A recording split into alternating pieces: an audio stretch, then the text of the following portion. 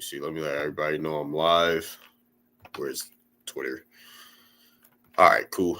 Where's Twitter? Music. Send message. Let everybody know I'm live.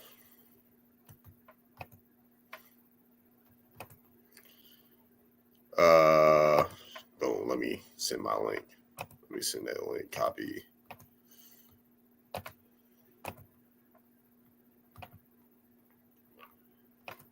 All right, I'm live.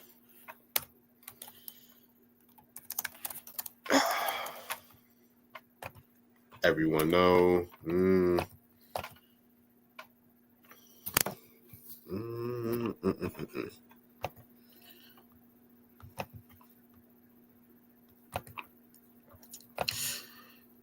All right, let me go live on Instagram. Let me go live on Instagram. That's starting to curl up. All right, cool.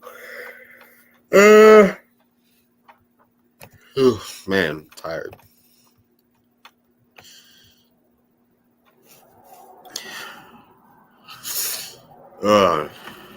Let's see. 19. All right, cool. Let's start off with the content for today. Let's start off with the content for today. It's probably I could probably go for a while. We could look. Let's see. How far do I even want to go?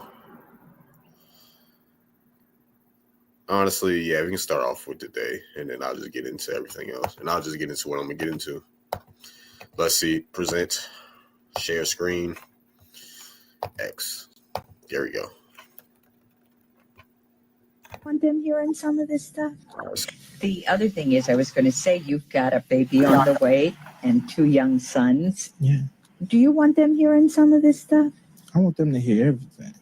Because when they walk out my door, they're not sheltered from anything. You can't prepare people for war if you're gonna show them Barney. You know what I'm saying? And when they step out the door, anything goes in this world. So I want them to be exposed to as much things that they're going to be exposed to when they grow up. So it won't shock them, frighten them, and they know how to deal with every situation, good or bad. What if your little son, I'm playing devil's advocate, what if one of your little sons came up and said to your wife, Mama sucked my... You wouldn't want him talking to your wife like that, would you? I wouldn't talk to my mother like that. But if he hears some of this stuff, well, that's the thing. That's where I come in as a parent and monitor what my kids know and make sure my kids understand the definition of these words, because these words are used. They're part of our language. They're used in society every day. They're used from the crack house to the boardroom. They're used. So they're not like words that we made up. We don't come from another planet. We're made in America.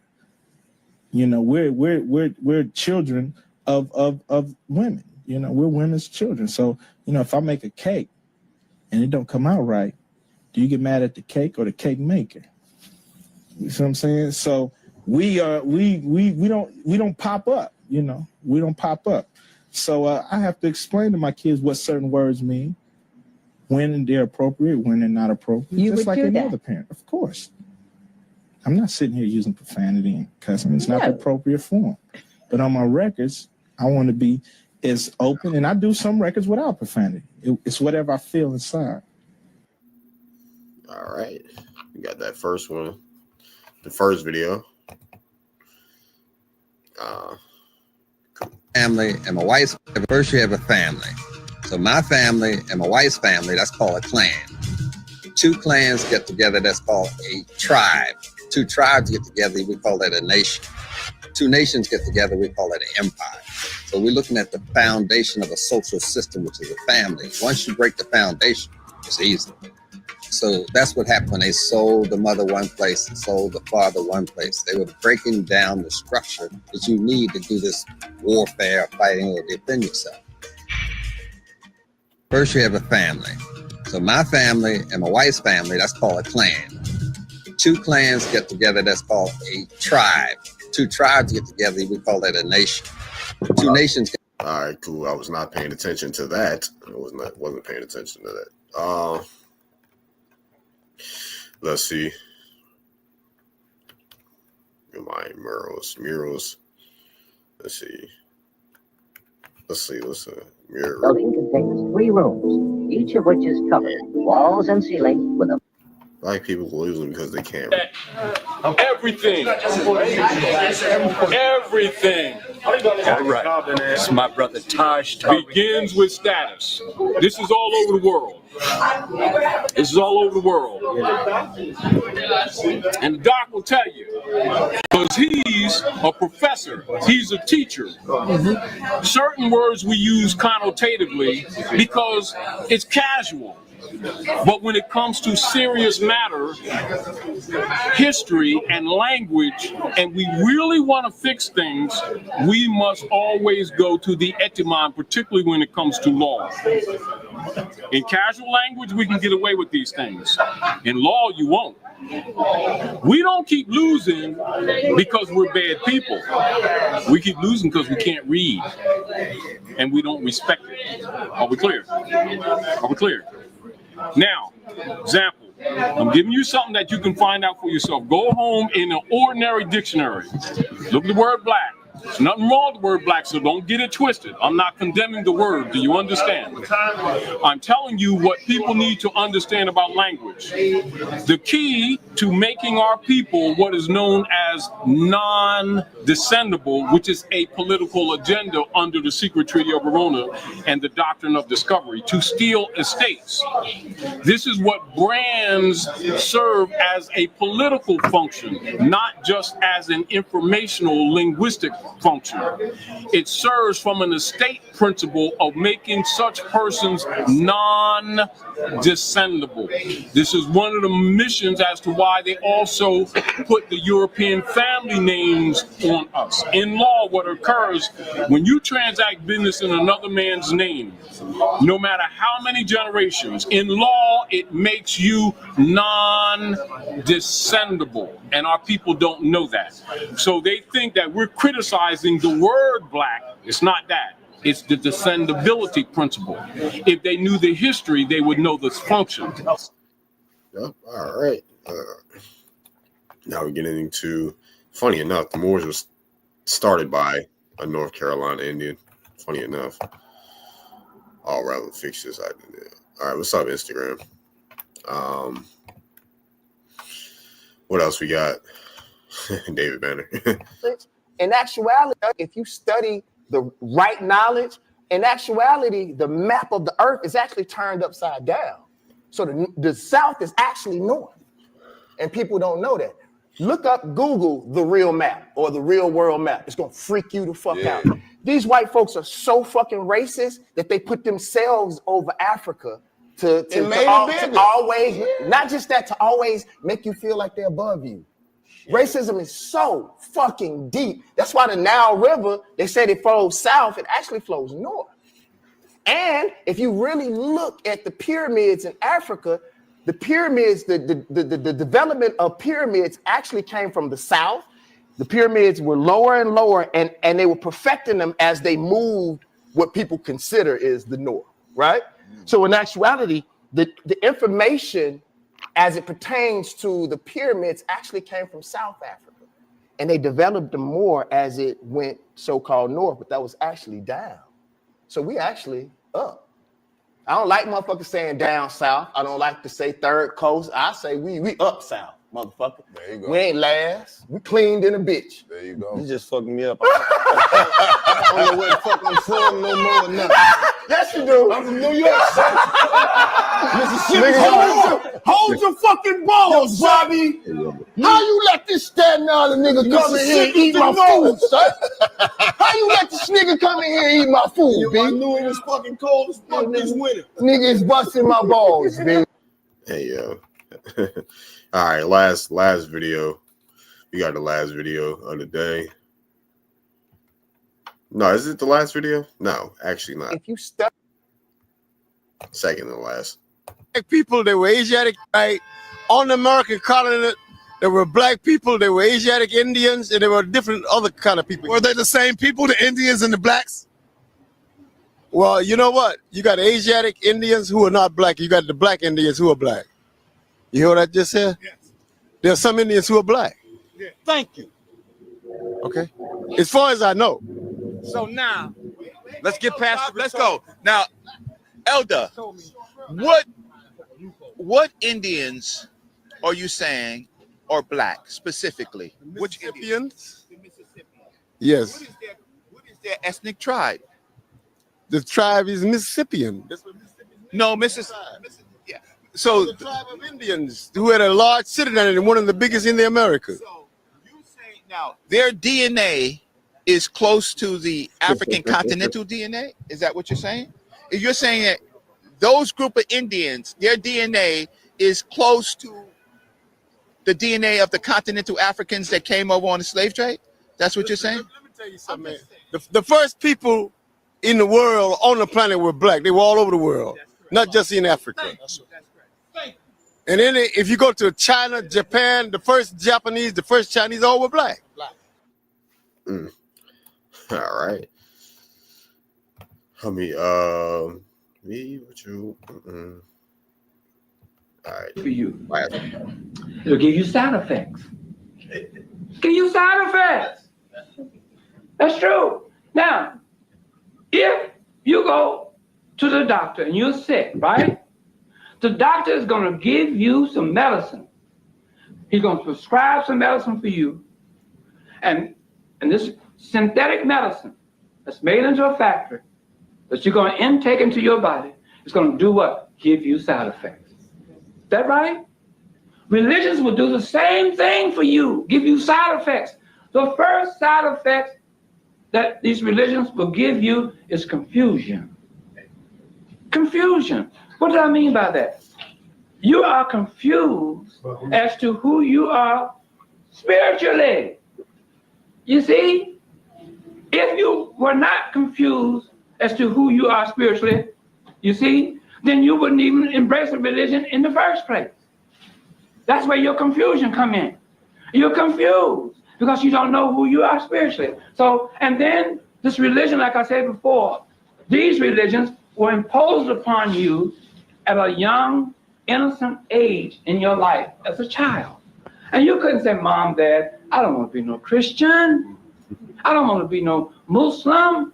I don't want to be no Black Hebrew Israelite. I don't want to be no Jew. I don't want to be no Buddhist. You couldn't do it. You were in your innocence.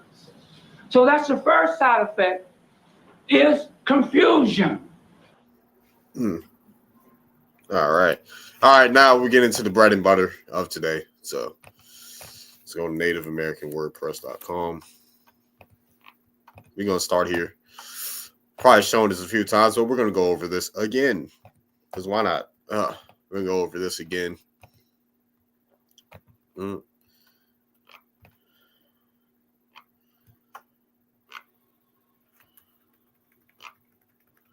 right, we're gonna start in May. Got the archives. The Evans family of Granville County descendants, Jane Gibson, free woman. So I'm not gonna read through all of this. I'm just go into highlighted words and key figures, right? So we got the Native American free colored Evans of Granville County, directly descended from Morris Evans and Jane Gibson. Of Charles City County, Virginia. Then you have the Chavis, Harris, Howley, Pedford, Anderson, Besson, Snelling, and Goins families. Okay, cool. The Evans family resettled and became a part of core Granville Native American communities in 1760. Immediately following the initial settlement of the founding Chavis, Harris, Hawley, Pettiford, Anderson, Bass, Snelling, and Goins families. In this blog, I will document the Evans family's earliest documented origins from a free Indian woman known as Jane Gibson the Elder to the settlement in Granville County. So, boom. As you can see, is the family tree right there. It's a picture of the family tree, not documented. Jane Gibson the Elder is called an Indian by her descendants via attorney Edmund Randolph. Now, Morris Evans' wife, Jane Gibson, had a mother also named Jane Gibson. To distinguish between the two women, the mother was referred to as Jane Gibson the Elder. The elder, Jane Gibson, was called Free Indian Woman by groups of descendants which were illegally enslaved. Though Evans and the Gibson family were freeborn, that did not prevent some white planters from illegally enslaving them. Some descendants of Morris Evans and Jane Gibson's daughter, Frances Evans, were enslaved by a wealthy white planter named Goodrich Lightfoot. And you got the sources right here. You got another picture of family tree, which shows that Jane Gibson the Elder had a son named George Gibson and a daughter named Jane Gibson who married Morris Evans. Source: City of Lynchburg Court Records, Chancery Records, Charles Evans, others v. Lewis B. Allen versus Lewis B. Allen, 1821-033. Okay. And then Thomas Gibson, alias Mingo Jackson, was the first who sued for his freedom beginning in 1790. John Merriweather offered testimony that his father, Colonel William Merriweather, purchased a mulatto wench named Frances and her brother Thomas. Frances Evans and her brother Tom Evans from Mr. Lightfoot in New Kent County, Virginia. For earlier information on the Evans and Gibson family, we turn to a man named Robert Willis, who personally knew Jane Gibson the Elder, her daughter Jane Gibson the Younger, aka Jane Evans, wife of Morris Evans, and their offspring. Lightfoot sounds like it. Some Lightfoots are Indian. That about 20 years ago, he acquainted with Jane Gibson and George Gibson, her brother, were dark mulattoes and lived in Charles City County and were free people. That said, Jane Gibson had two children named Jane and George Gibson that were also free. Nice.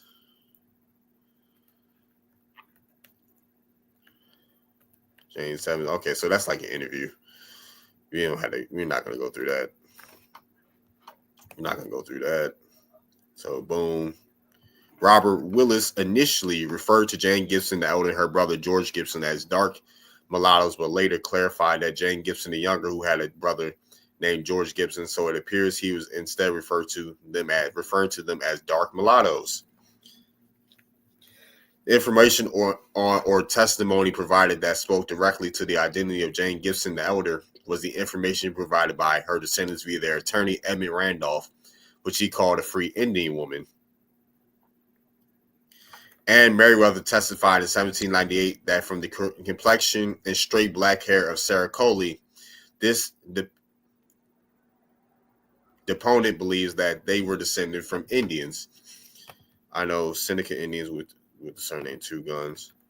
It should be noted that in 1705, the Acts of Assembly, Virginia legally classified mulattoes as the child of an Indian, right? The child or grandchild or great-grandchild of a Negro. So in 1775, the Acts of Assembly classified mulatto. Anybody that had a mulatto parent, any person that had at least an Indian parent was classified as mulatto, or if they had a Negro parent, Negro grandparent, or Negro great-grandparent, they were classified as a mulatto. None of these testimony provided the witnesses or Jane Gibson Elder's descendants off the name of Jane Gibson the Elder's parents. It is important to point out that only documentation located for her comes after her lifetime through testimony of others. Let's see what else we got. I also found in St. Stephen's Parish records for New Kent County, the Goodrich Lightfoot, the man who illegally enslaved the Evans, owned an Indian slave named Charles, who died on October 9th, 1722. Also noteworthy, and free colored Howe family of Granville County descends from a Pomoki woman named Dorothy Howe, who was a servant in the home of Goodrich Lightfoot's brother Sherwood Lightfoot of St. Stephen's Parish in New Kent County. And after both the Evans and Howe families came to North Carolina, Granville, North Carolina, and they intermarried. All right, moving on.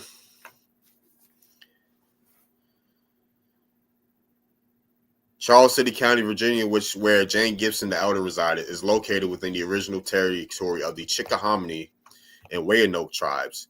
There is also Walter Gibson recorded as the chieftain in the Tuscarora Indian Woods Reservation land deeds in Bertie County, North Carolina in 1770. Now going on.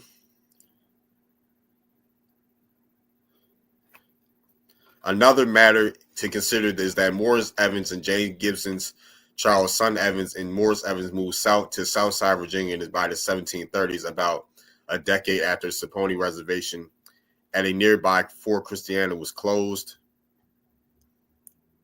We also know from the testimony provided by Robert Wills that Morris Evans and James Gibson the Younger had additional children who intermarried with the Red Cross, Bradley Smith, Scott, Morris, and Bowman families of Charles City County. In this blog post, I discussed the Chickahominy and Pamunkey offspring of Jane Gibson the Elder through the Bradley family.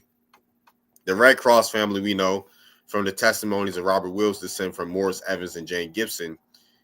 The youngest daughter, Frances Evans, who had a daughter named Sarah Red Cross. Some of her Red Cross descendants are found among the Monacan tribe in Amherst County, Virginia. So you got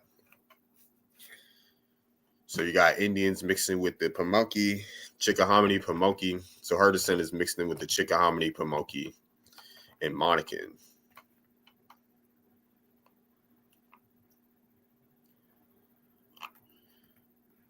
When Charles Evans moved away from Charles City County in the 1730s to the south side of Virginia, Brunswick County, it was formed just 10 years earlier in 1720.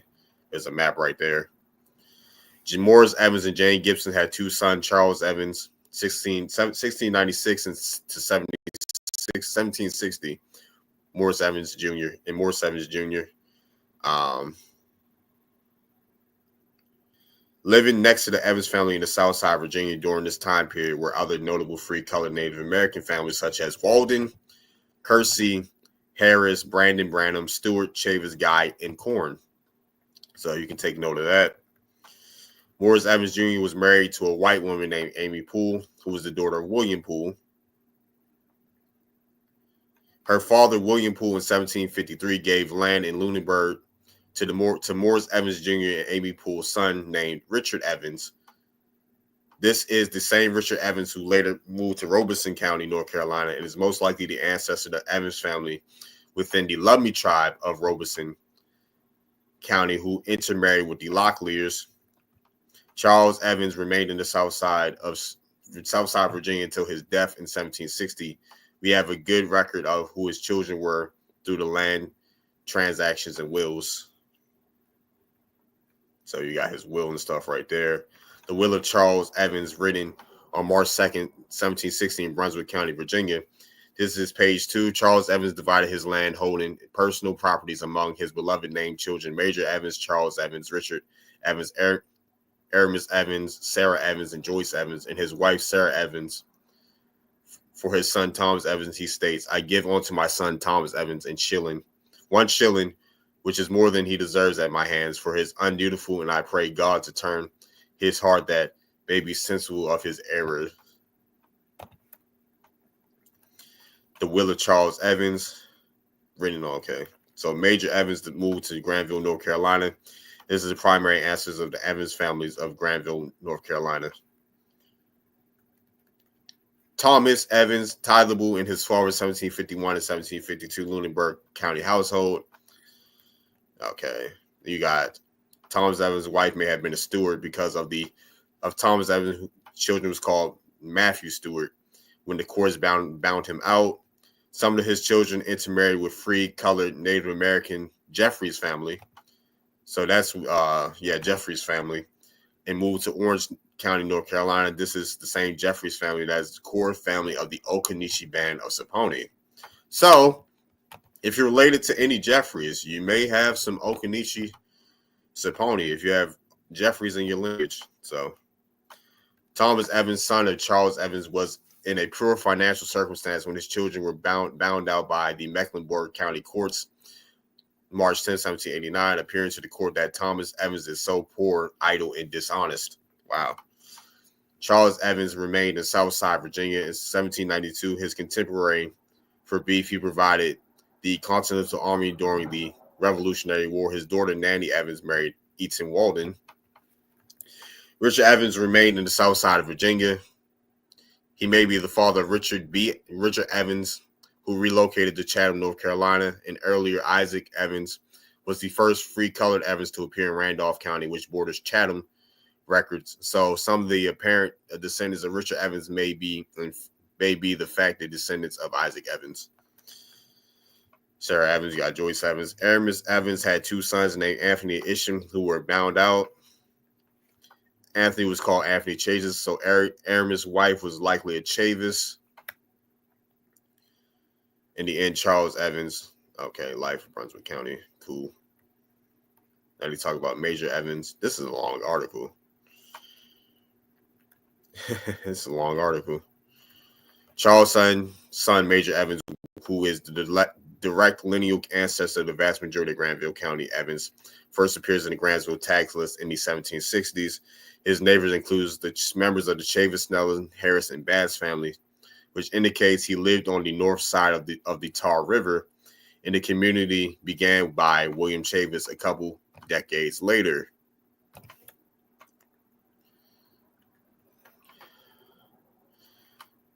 On February 1780, Major Evans purchased 100 acres of land from Phyllis Chavis off the Tar River in an area known as the Buffalo Race Path near Buffalo Creek. Philip Chavis was the son of William Chavis, who, according to the late 19th century local Granville historians Oscar Blacknell, originally owned 51,200 acres across the north side of the Tar River. That's a lot of acres. Wow. So, yeah, Philip Chavis to Major Evans for 100 acres on the Buffalo Race Paths. Okay. It is important to remember that William Chavis' wife, Frances Gibson, was the daughter of Gibson of Charles City County, Virginia, whose family was also apparently mixed-race Indian ancestry. A relative of Gibson named Gideon Gibson Sr. and his family, including Gideon Gibson Sr., moved to South Carolina in the 1730s, where the racial identity came under scrutiny. However, some South Carolina politician named Henry Lawrence, who was involved in the debate about racial identity of the Gibson family, had to say this about Gideon Gibson. He had a red and white face, basically.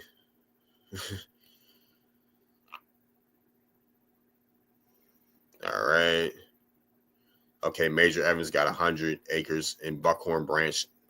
Okay, it's out in Granville County. Morris Evans, second, married Lydia Anderson, a free person of color, on December 8, 1784 in Granville. Gilbert Evans married Phoebe Lumbley in Wake County. William Evans married Sarah Hayes. Beryl Evans married Mary Mitchell. John Evans, unwed and died during the Revolutionary War. Wow, a lot of land for sure. Nellie Evans married William Taborn. Sarah Evans married George Anderson. Yeah, if you're on YouTube, like, share, and subscribe. If you're on Twitter, like and retweet. Make sure you comment. A closer examination of records pertaining to the brothers of Hillard Evans and Morris Evans provides some very interesting into how native free colored families were forced to mortgage personal property to pay off debt. Hillard Evans and Morris Evans were the son of Thomas Evans and Sally Bass, and Thomas Evans was the son of Morris Evans and Liddy Anderson, listed above.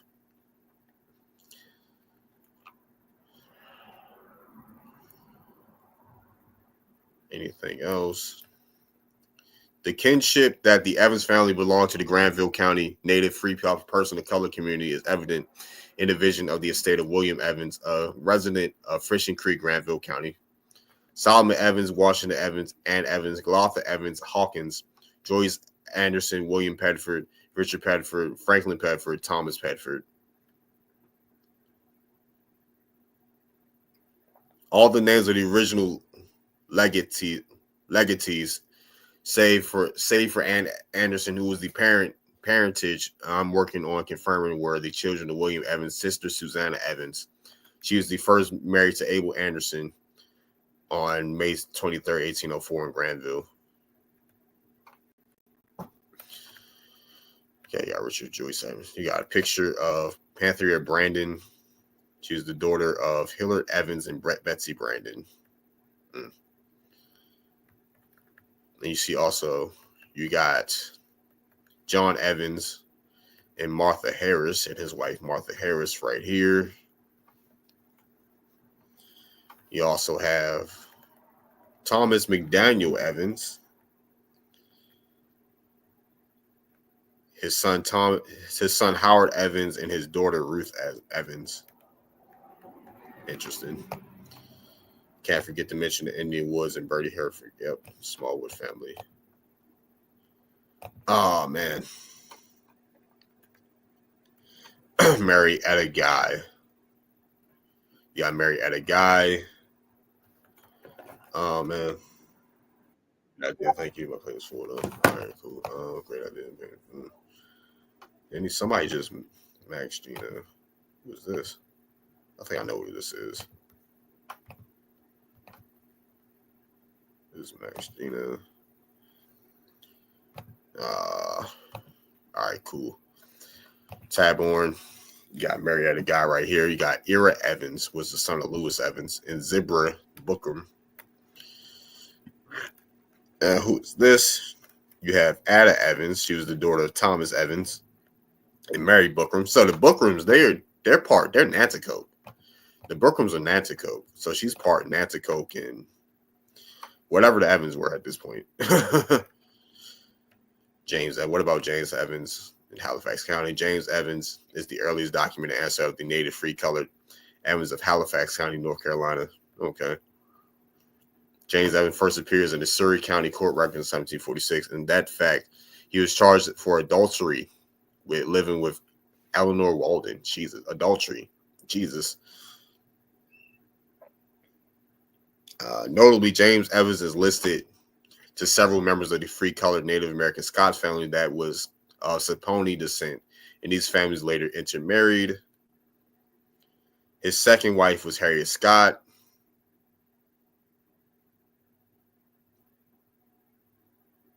Levin Evans' descendants continued to intermarry with core families of the Hollywood-Saponi, including Richardson, Lynch, Silver, Mills, and Copeland. So you got Major Blake Evans, his first wife, Adeline Virginia Richardson. You got a picture of Major Blake Evans right here. This is Molly Evans. She was the daughter of William Evans and Martha Richardson. 2 Sherwood, the tale of 2, maybe 3 or 4 Sherwood Harrises in Granville County. So the my fifth great grandfather, Sherwood Harris, was the son of Edward Harris and Sarah Chavis. Sarah Chavis' parents were William Chavis and Francis Gibson, who owned the original land base for the community. 2 of the Sherwood brothers, Jesse Harris and Edward Harris Jr., also fought in the Revolutionary War. Edward Jr. died before filling the pension and left no heirs, and Jesse and his later widow, Julia Taborn Harris, successfully filed and received pension. So it's still there too, true.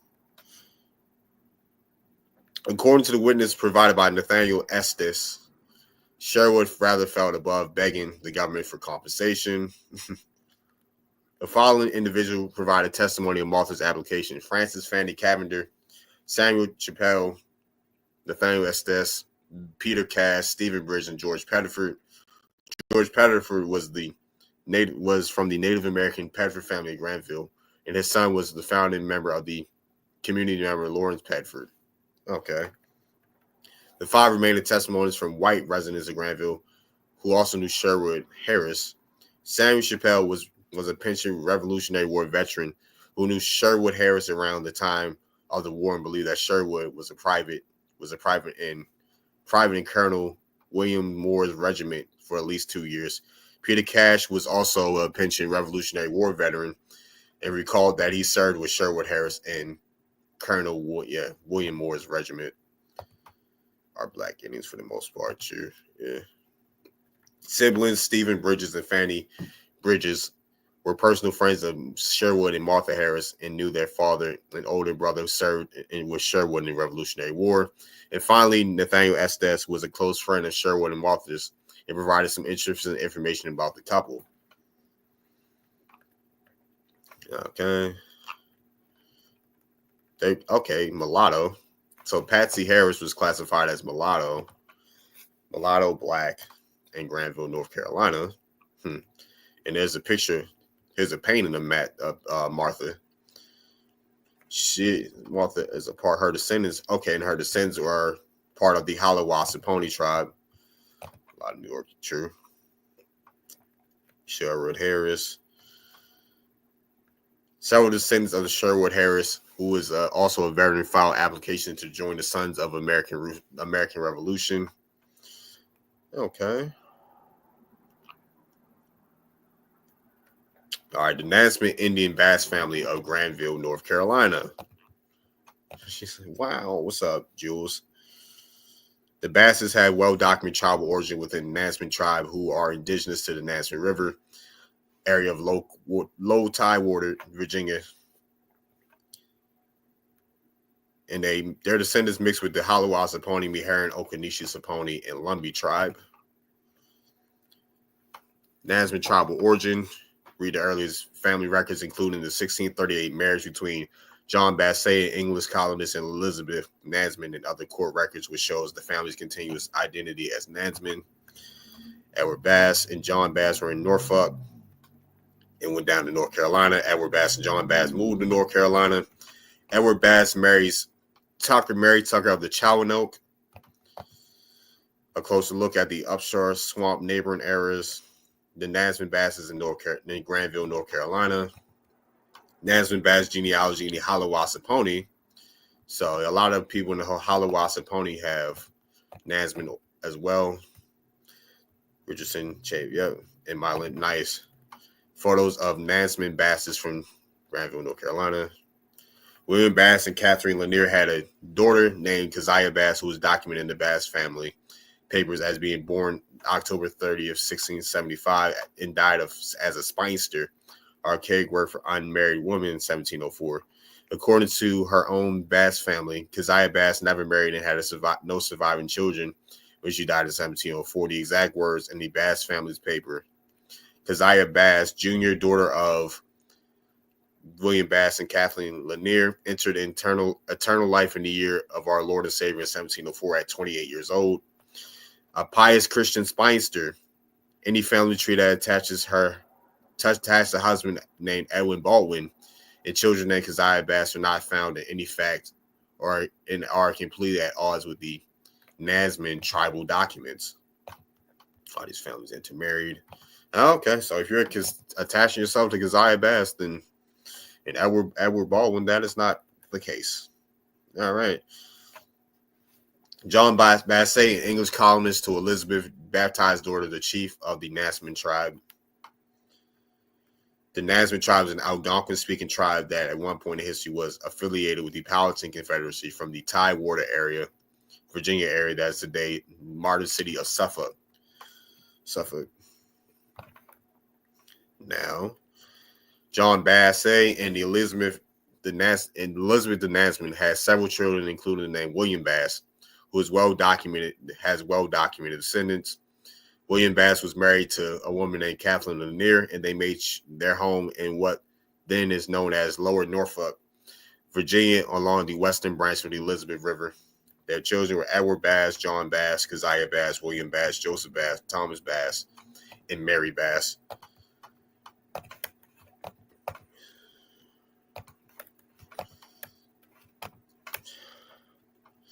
William Bass and Thomas Bass, their descendants primarily remained in Norfolk, with Thomas Bass' grandson, William Bass, and his descendants moving across the state into Camden, North Carolina County.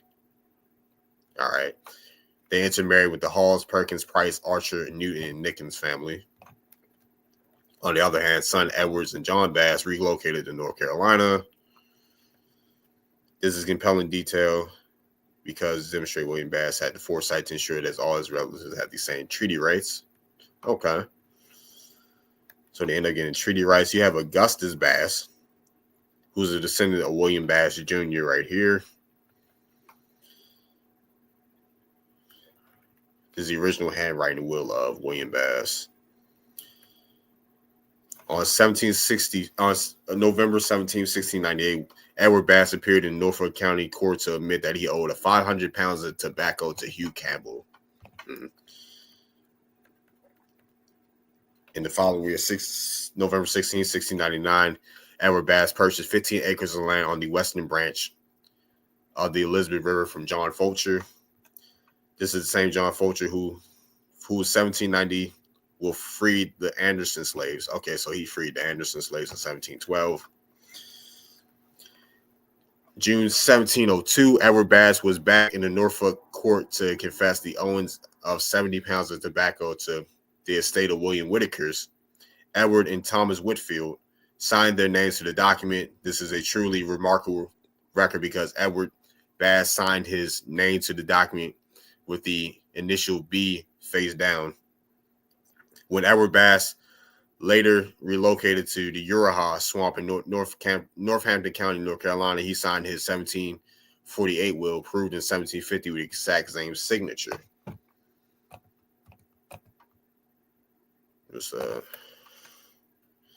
You got Edward Bass, the will of Edward Bass. It's November 15, 1709. Edward Bass sued Henry Lawley for £3 debt.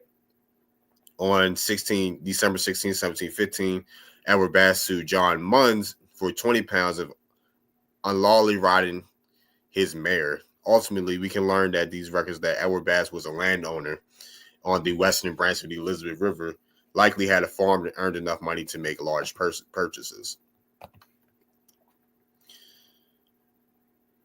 Okay, and John Bass paid the cost for a suit brought against him by Thomas Hodges. Edward Bass and John Bass. Edward Bass and John Bass, they moved to North Carolina. Okay. Abraham Hill sold land to Edward Bass, the parish of Elizabeth, Norfolk County, Virginia, land at Horsepool Swamp. Edward Bass did not remain on the Horsepool Swamp land for long, because on March 26, 1723, he purchased 200 acres of along the Uraha Swamp in what was then Bertie County and what is today Northampton County, North Carolina. This document, okay, so you got the will, shows that Edward Bass, who was brought a Horsepool Swamp in Chowan County, was by 1726 a resident of Bertie County, North Carolina. There was also an Edward Bass widow Lovewell. She was called Love when she and husband Edward Bass sold their Horsepool Swamp and land in 1726. There is no surviving marriage record for the couple, so Lovewell's maiden name is unknown and the origin is unknown. Interesting.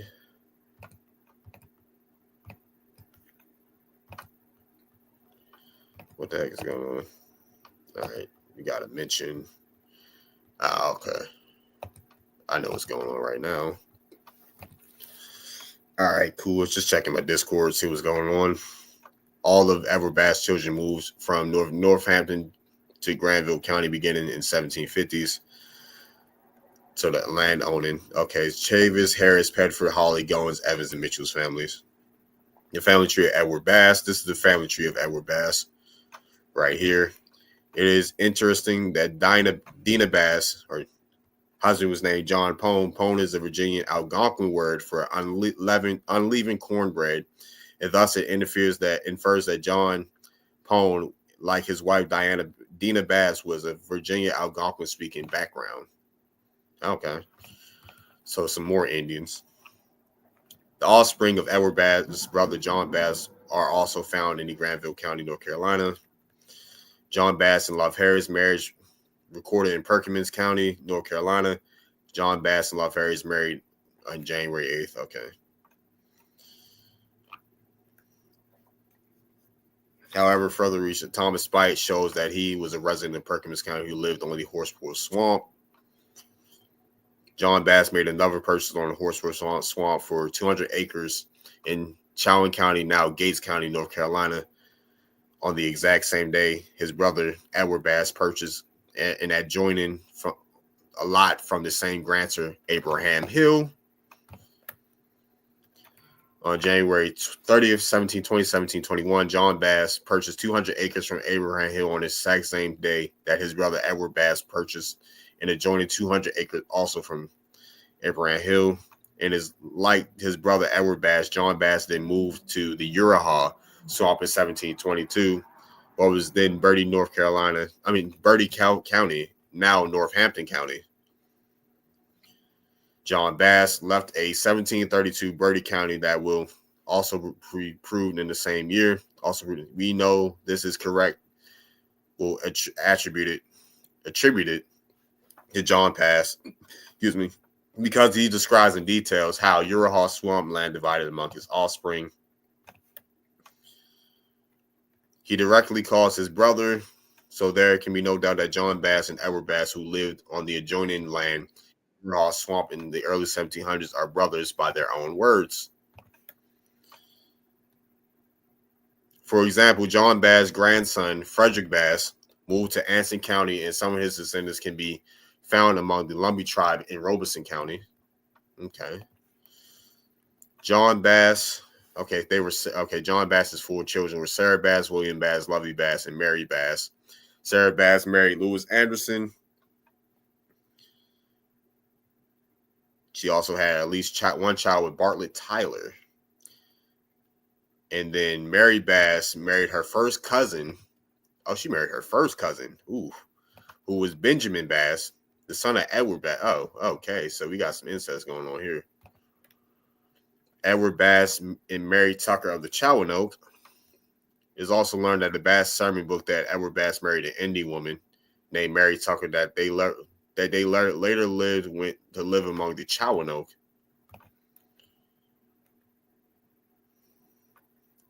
A will was recorded in Chowan County, North Carolina, 1696 for an Edward Bass, and information that will be seen in the match known as Edward Bass, 1622.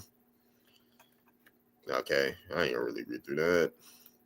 From 1696, will we learn that Edward Bass left a surviving spouse named Mary and one son named John and 3 daughters named Eliza, Mary, and Anne. Subsequent records located for the offspring of Edward Bass show that he resided off the Deep Creek, is what is now the town of Winton in North Hertford County, North Carolina. By the early 1700s, there were several places called Deep Creek within the Chowan precinct. These include Deep Creeks in what's today Gates County, Northampton, and Bertie counties. This is also called Indian Creek. However, none of these are other Deep Creeks are the Deep Creeks where Edward Bass resided. John Bass and his son-in-law James Rutledge are documented living on the Deep Creek in what is today the town Winton, Hertford County, North Carolina. The Wocon Creek. Okay, Weekocon Creek. Nazareth and called Robin Tucker, who was by the Indians to show the creek which the Wyandokes formerly lived. So Wyandotte and Wyanoke, because Wyanoke is Wyandotte, Powhatan. So you got that. What can be unequivocally stated above is discussion of John Bass, Deep Creek, Hertford County, North Carolina, is not the same man as John Bass of Norfolk, Nansemond, Horsepool Swamp, Gates County, and Uraha Swamp, Northampton. Bass researchers Lars Adams also provides a detailed analysis of these same records that comes in the same exact conclusion. The John Bass of Deep Creek is not the same man as John Bass of Horsepool Swamp, Uraha Swamp. A closer look at Uraha Swamp and the neighboring tribes. Uraha Swamp land that was purchased in 1722-1723 is the particular interest because of Bartholomew Chavis also owned land along the Uraha Swamp. Bartholomew Chavis was the father of the original Grand County landowner, William Chavis, whose large land tract provided the land base for Native American community in Granville, North Carolina. Urahal Swamp, which leads to the Petoskey Creek. The Gibson family is another Native American family who was relevant to this discussion. Jane Gibson is a Virginia of the Evans family who settled in Granville, North Carolina. You can read my, okay, cool. So yeah, we don't really need to. What I find interesting is that the Nottoway Indian George Skipper was documented through land transactions living in the Urahal Swamp. This is the exact same time the Chavis, Gibson, Bass, and Anderson families. George Skipper's wife was a Nottoway Indian, Mary Bailey, the apparent daughter of Watt Bailey, who was documented on the Nansemond Indian Reservation in South Hampton County, North Carolina. George Skipper and Mary Bailey's son, George Skipper, was one of the chief men of the Nottoway Indian Nation who sold his land in 1749. When we take a look at the Moseley map of 1733, we both see Meherrin and the Nansemond Indians living in close proximity to the Urahal Swamp. The Urahal Swamp is sown west of the Meherrin tribes, which are circled source right here. You got Helen Roundtree, who has done a lot of research on the Powhatan Indians. The Basses belong to the so-called Christianized Nansemen. They were granted a reservation like other Virginia tribes, Pamunkey, Mattaponi, Genghis-Skin, etc. Thus, I think the re-examination of the Nansemond ethno-history is that inclusive of a large amount of Nansemond Bass family members who moved to North Carolina is long overdue. The Nansemond Basses in Granville, North Carolina. So to summarize, all the children of Edward Bass and John Bass relocated to Granville in the 1750s. Chase's originally owned land that stretched from Lynch Creek 16 miles upstream to the Fishing Creek and went 5 miles inland the Tower River. Benjamin Bass and Edward Bass, who were the sons of Edward Bass and Lavelle, became the largest landowners of the Bass family in Granville. So we got Benjamin Bass's family tree, land deed, family tree of Edward Bass Jr., who married his first cousin, once removed, Tamara Anderson. Benjamin Bass and Edward Bass had a brother named Samson Samuel Bass, who were identified as conflated with another man who shared the same name by researcher Paul Henning.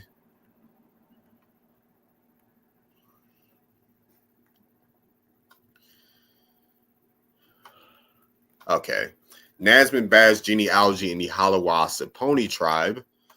Mary Bass and her husband Benjamin Richardson are my 5th great grandparents, and their main progenitors are the main progenitors of the Hiawassee tribe.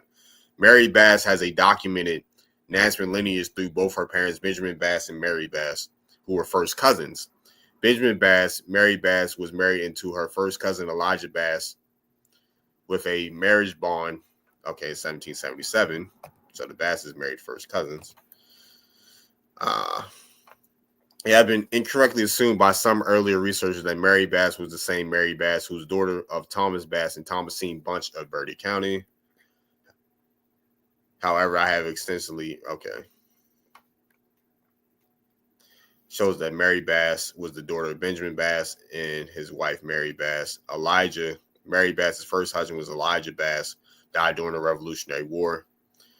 Her father, Benjamin Bass, became the legal guardian of her children, John, Platha, Sarah, and David, as demonstrated in the Granville County apprenticeship records.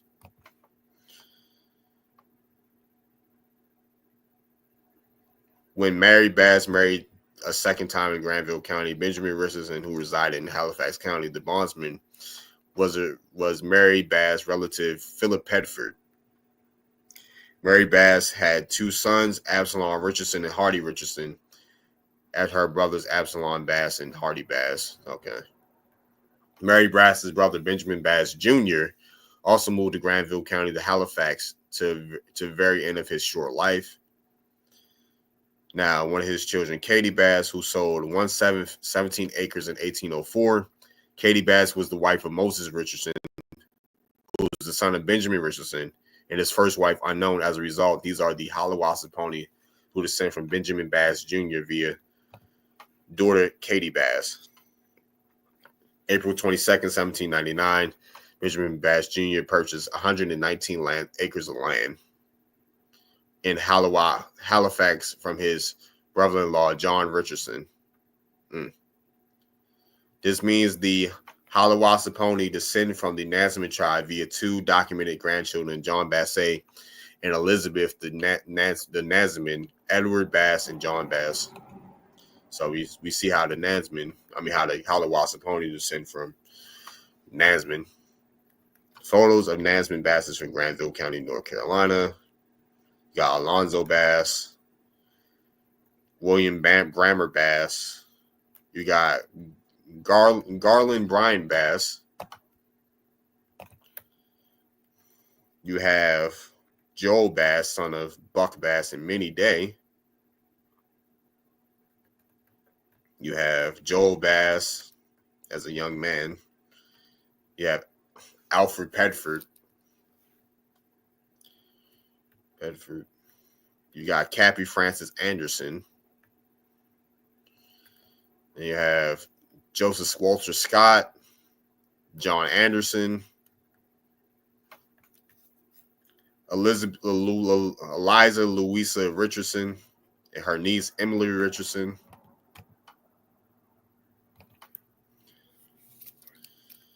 You have Sally Richardson and Henry Richardson. You got Edward Bass, John Bass, and Thomas Bass and their grandsons, Southall Bass and Ava Richardson. Geography of Granville County and regional Native American sites. Okay, let's see. We got Petersburg. You got a great trading path. Also, great trading. This goes from Petersburg, Virginia, Occoneechee, is that? Yeah, in Virginia. Salisbury, Charlotte, Camden, Augusta. So Salisbury, North Carolina, Charlotte, North Carolina. Yeah, Petersburg, Virginia, Occoneechee, Virginia. Salisbury, North Carolina, Charlotte, North Carolina, Camden, South Carolina, and to Augusta, Georgia. Granville County was originally created in 1746 from Edgecombe County. Previously, the entire northern half is what the Carolina colony was claimed by John Carteret, second Earl of Granville. It became known as Granville County.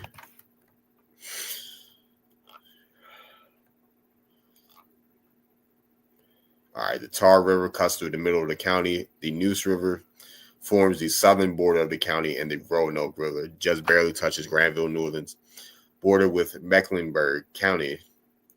The land base of the North Native American county in Granville is commonly concentrated off the Fishing Creek and Tabbs Creek, which runs off the Tar River. Founding community member William Chavis originally owned contiguous land tract that stretched all the way from Lynch Creek into Fishing Creek along the Tar River and went 5 miles north inland. Yeah. Okay, so you got some counties. We got counties. Saponi. So you got these counties. And then, okay, for reservations, Saponi, Colonel Eaton's land, Granville County, Native American community. We got Haliwasaponi, state recognized. Saponi tribe of Person County, state recognized. Occoneechee Saponi tribe, state recognized. The Portuguese community. The Meherrin tribe, state recognized. Tuscarora Indian Woods Reservation, 1717 to 1803. The Occoneechee Saponi tribe of Virginia. We got the Occoneechee tribe of Virginia. Fort Christiana Saponi Reservation, 1714 to 1718. Nottoway tribe, state recognized, and Saponi cabins in 1737. So this encompasses Virginia and North Carolina. The Portuguese community was more so in Northampton County. So you got Saponis. This is Halifax, Occoneechee, Saponi, Virginia, and Mecklenburg, which is the border of North Carolina and Virginia. Saponi cabins in the Nottoway County. Your Fort Christiana Reservation of Saponis in Brunswick. Occoneechee, Saponi, West North Carolina. The Tuscarora Reservation in Bertie and Martin. Meherrin, Hertford County.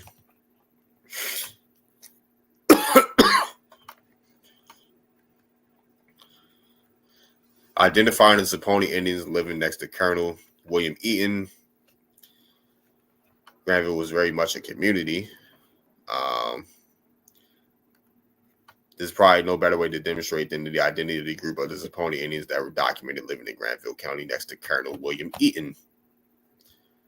What's up, Sunflower Fields? I don't know what I was about to say. Sunflower Wilds. Are you Okanichi? Researchers Roberta Estes of the Native American Project previously blogged about Eaton's regiment and made an attempt to identify Saponi Indians living in Granville. Researcher Stephen Pony Hill also observed a connection between multiple colonial reports of Saponi Indians in Granville in connection to a specific surnames, and these surnames shall be Anderson, Jeffries, Davis, Chavis, Goins, Bass, Harris, Brewer, Bunch, Griffin, Pedford, and Evans. Beginning in the 1960s, a Cherokee anthropologist named Robert K. Thomas began conducting research in several Native American communities in North Carolina. Okay. The Chavis, Evans, Bass, Kersey, Harris, Scotts, and Goins families are among the many shared direct bloodlines between Native Americans in Granville counties and the Native Americans in Robeson County, including the Lumbee tribe and Tuscarora Nation. Yeah, okay, Sunflower, nice. A white lady blogger, she has a good blog. Okay, nice. Nice. I'll make sure to check her out. Here's the list. William Chavis. You got William Chavis Sr., Jr., Gibson Gilbert Chavis, Edward Harris, Joseph Hawley, William Bass, Lewis Anderson, George Anderson, Lawrence Pettiford, George Pettiford, Michael Gowan, Edward Gowan, Thomas Gowan, William Gowan, Robert Davis, Lewis Pettiford, William Hawley, Gideon Bunch, Richard Chavis. So, yeah, and you also have these surnames, Evans, Kersey, as well as Tuscarora. So you have additional Saponis and Tuscarora families. Evans, Kersey, Brandon, Guy, Taborn, Tyler, Mitchell, Boone, Parker, Hedgepeth, Richardson, Howe, and Scott, and many more. Records of Saponi Indians. You got the colonial records of Saponi Indians in Granville County.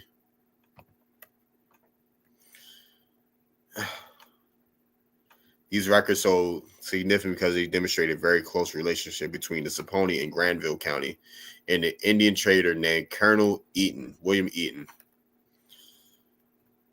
Okay.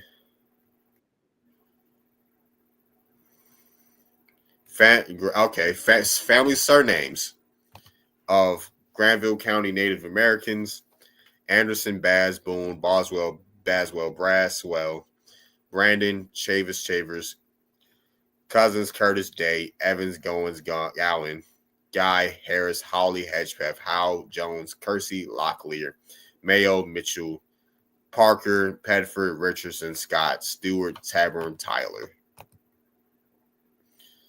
All right, cool. Yeah, I'm going to wrap this up here. Good talking to y'all. Until next time, peace.